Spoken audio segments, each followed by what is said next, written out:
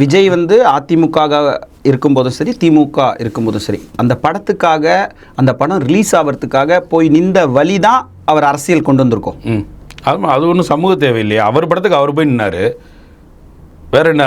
அதில் ஏதாவது மக்கள் பிரச்சனை இருந்துச்சா? ஏன்னா அந்த படம் பார்த்தா ரேஷன் கார்டில் ஆளுக்கு 5000 ரூபா கொடுப்பாங்க, அதனால் படத்தை ரிலீஸ் பண்ணுங்கன்னு போய் நின்னாரா என்ன? இல்லை, அவர் படம் ரிலீஸ் ஆகிறதுக்கு அவர் போய் நின்னார். அவர் பிரச்சனைக்கு அவர் போய் நின்னார் இல்லையா? அப்போ அது வந்து ஒரு அரசியல் தேவை கிடையாது. இப்போ நாம் தமிழரை நீங்கள் எடுத்துக்கோங்க. நாம் தமிழர் ஒரு 10 வருடமாக வந்து ஒரு அந்த கருத்து தவறோ சரியோ அந்த கருத்தியல் ரீதியான ஒரு போராட்டத்தை லாங் டேர்மாக எடுத்து நடத்திக்கிட்டே வர்றாங்க. அதாவது அன்றைக்கு திமுக எப்படி ஒரு கருத்தியல் போராட்டத்தை முன்னெடுத்து நடத்திக்கிட்டு வந்ததோ அதே போல் இன்றைக்கு ஒரு கருத்தியல் தேவை.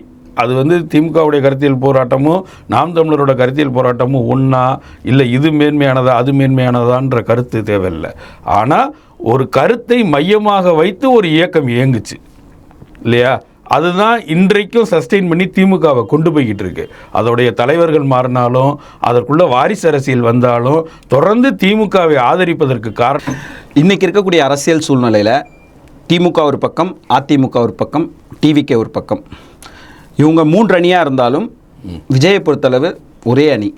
நான் இருக்க, எதிரில் திமுக இருக்குங்க. அதிமுகவை கணக்கிலேயே சேர்த்துக்கல. பழம்பெரும் கட்சி, பல பேர் ஆண்ட கட்சி, கணக்கிலே சேர்த்துக்கல. இதை எப்படி பார்க்குறீங்க? இந்த தேர்தல் மிக முக்கியமான தேர்தல் தான். இதில் எது வெல்ல போகுது அப்படின்றது காலத்தில் தான் நம்ம பார்க்க முடியும். ஆனால் இன்றைக்கு காலகட்டத்தை பொறுத்த வரைக்கும் திமுக கூட்டணி ஒரு வலுவான கூட்டணியாக இருக்குது. அதற்கு எதிரான அணிகள்லாம் எல்லாமே நான் என்ன சொல்கிறேன்னா 2வது இடத்துக்கு தான் இந்த தேர்தலில் போட்டி இருக்குமோன்னு தோணுது. இப்போ இருக்க சூழ்நிலையை சொல்கிறேன். அதாவது இன்னும் 10 நாளில் அரசியல் களம் மாறலாம், எதுனாலும் நடக்கலாம். எதுவும் நடக்கும்போது வேறு விஷயங்கள் கூட நடக்கலாம். ஆனால் இன்றைக்கி இருக்கிற சூழ்நிலையில் இந்த கூட்டணி ரொம்ப வலுவானதாக இருக்குது. அதோட அமைப்பு ரீதியாகவும் அது தான் எடுத்து வைக்கக்கூடிய ஒவ்வொரு விஷயத்துக்கும், அதாவது விஜயை தன்னுடைய புது போட்டியாளராக திமுக பார்க்கவே இல்லை. விஜய் வைக்கக்கூடிய ஒவ்வொரு விஷயத்துக்கும் எதிரான தன்னுடைய விஷயங்களை எடுத்து வச்சுக்கிட்டே இருக்குது.